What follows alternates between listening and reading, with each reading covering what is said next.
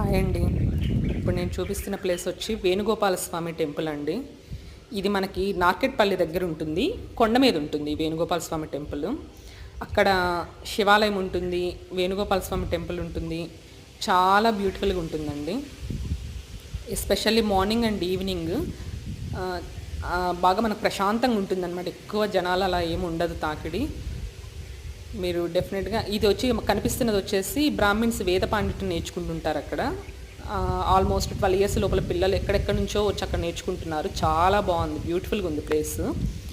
మీరు ఎప్పుడైనా in case Vijayawada అలా వెళ్తున్న నార్కెట్పల్లి దగ్గర రైట్ సైడ్ ఉంటుంది. మీకు నార్కెట్పల్లి దగ్గరికి వెళ్ళేటప్పుడే మీరు రైట్ సైడ్ చూస్తారు. ఇది వేణుగోపాల స్వామి టెంపుల్ కొండ మీద ఉంటుంది.